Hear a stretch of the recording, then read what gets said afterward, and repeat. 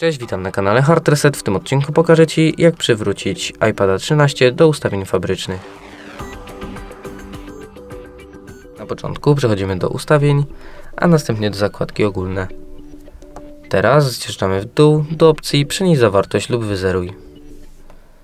Następnie wybieramy opcję wymaż zawartość i ustawienia. Przechodzimy dalej i naciskamy opcję wymaż iPada. Teraz podajemy hasło do naszego Apple ID.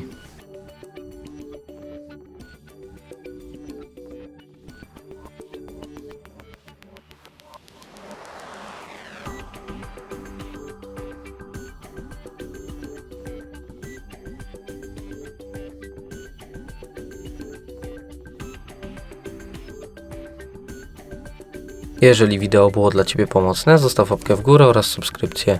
Z mojej strony to tyle. Ja się żegnam. Cześć.